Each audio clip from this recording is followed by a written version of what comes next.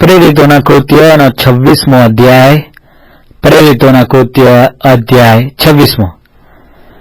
અગ્રિપાએ પાઉલને કહ્યું કે તને તારી હકીકત જણાવવાની રજા છે. ત્યારે પાઉલે હાથ લાંબો કરીને પ્રત્યુત્તર આપ્યો કે હે અગ્રિપા રાજા, જે બાબતો વિશે યહૂદીઓ મારા પર તહોમત મૂકે છે તે બધી બાબતો વિશે મારે આજે આપની આગળ પ્રત્યુત્તર આપવાનો છે.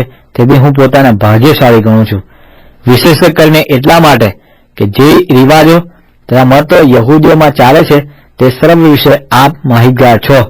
માટે હું આપને વિનંતી કરું છું કે ધીરજથી મારું સાંભળો. નાનપણથી માંડીને મારા પોતાના લોકમાં તથા યરૂશાલેમમાં મારું જે વર્તન છે તે સગળા યહૂદીઓ જાણે છે. હવે જો તેઓ સાક્ષી આપવા ચાહે તો તેઓ મારા વિશે પહેલાથી જાણે છે કે અમારા ધર્મના સર્વથી ચુસ્ત પંથના નિયમ પ્રમાણે હું પણ ફરોશી હતો. હવે દેવે જે વચન અમારા પૂર્વજોને આપ્યું હતું તે વચનની આશાને લીધે હું મારો ન્યાય કરવાને અહીં ઊભો છું. અમારા બારે કુળો પણ દેવની સેવા આતુરતાથી રાત દિવસ કરીને તે વચન ફળીભૂત થવાની આશા રાખે છે. અને હે રાજા, એ જ આશાની ખાતર યહૂદીઓ મારા પર તહોમત મૂકે છે. દેવ મોયરાને પાછા ઉઠાડે એ તમને કેમ અસંભવિત લાગે છે? હું તો પ્રથમ મારા મનમાં એવું ધારતો હતો કે ઈસુ નાઝારીના નામની વિરુદ્ધ મારે ઘણું કરવું જોઈએ, અને મેં યરૂશાલેમમાં તેમ કર્યું પણ ખરું. મુખ્ય યાજકો પાસે સત્તા મેળવીને સંતોમાંના ઘણાને મેં બંદીખાનામાં નંખાવ્યા, અને તેઓને મારી નાખવામાં આવતા હતા ત્યારે મેં તેઓની વિરુદ્ધમાં મત આપ્યો. મેં સર્વ સભાસ્થાનમાં ઘણીવાર તેઓને શિક્ષા કરીને તેઓની પાસે દુર્ભાષણ કરાવવાનો પ્રયત્ન કર્યો, અને તેઓ પર અત્યંત ક્રોધાયમાન થઈને પરરાજ્યના શહેરો સુધી પણ મેં તેઓને સતાવ્યા. એ જ કામને માટે મુખ્ય યાજકો પાસે સત્તા તથા પરવાનો મેળવીને હું દમસ્ક જતો હતો. એવામાં હે રાજા, મધ્યાહ્ને માર્ગમાં સૂરજના તેજ કરતા પ્રકાશિત એવો આકાશથી આવેલો પ્રકાશ મેં મારી તથા મારી સાથે ચાલનારાઓની આસપાસ જોયો.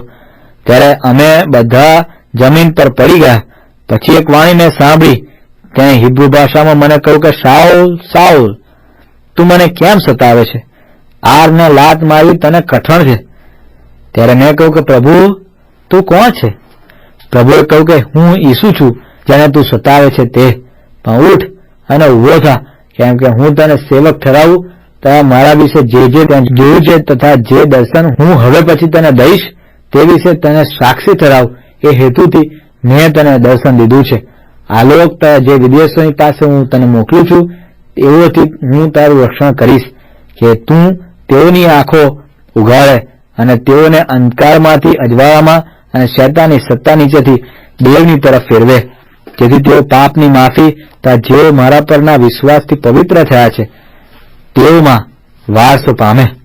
એ માટે હે અગ્રિપા રાજા, તે આકાશી દર્શન માન્યા વિના હું રહ્યો નહીં, પણ પહેલા દમસ્કના, યરૂશાલેમના તથા યહૂદિયાના બધા પ્રાંતોના લોકોને તથા વિદેશીઓને પણ મેં એવો બોધ કર્યો કે તમારે પસ્તાવો કરીને તથા દેવની તરફ ફરીને પસ્તાવો કરનારને છાજે એવા કૃત્યો કરવા.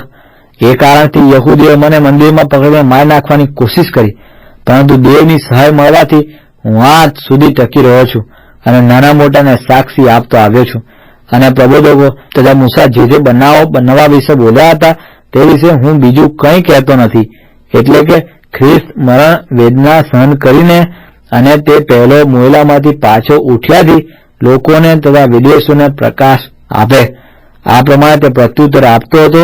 એટલામાં ફેસ્તુસે મોટે ઘાંટે કહ્યું કે પાઉલ, તું ઘેલો છે, તારી ઘણી વિદ્યાએ તને ઘેલો કરી મૂક્યો છે. પણ પાઉલે કહ્યું કે નેક નામદાર ફેસ્તુસ, હું ઘેલો નથી, પણ સત્યની તને ડહાપણની વાતો કહું છું. કેમ કે આ રાજા જેની આગળ પણ હું છૂટથી બોલું છું તે એ વિશે જાણે છે, કેમ કે મને ખાતરી છે કે તેઓ મારી કોઈ પણ વાત તેનાથી ગુપ્ત નથી, કારણ કે એ તો ખૂણામાં બન્યું નથી. અગ્રિપા રાજા, આપ શું પ્રબોધકોની વાતો પર વિશ્વાસ કરો છો? હા, હું જાણું છું કે આપ વિશ્વાસ કરો છો.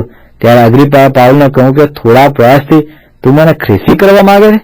પાઉલે કહ્યું કે ઈશ્વર કરે ન ગમે તો થોડા પ્રયાસથી કે ઘણાથી, એકલા આપ જ નહીં પણ જેઓ આજ મારું સાંભળે છે તેઓ સર્વ પણ આ બેઓ સિવાય મારા જેવા થાય. પછી રાજા, હાકિમ, બર્નિકા તો તેઓ સાથે બેઠેલા સર્વે ઉઠ્યા તેઓએ એકાંતમાં જઈને અંદર વિચાર કરીને કહ્યું કે એ માણસ દેહાનંદ અથવા દેવીઓ પહેરવા યોગ્ય કંઈ કર્યું નથી. ત્યારે અગ્રિપાએ ફેસ્તુસને કહ્યું કે જો એ માણસે કૈસરની પાસે દાદ માગી ન હોત તો તેને છોડી દેવામાં આવત.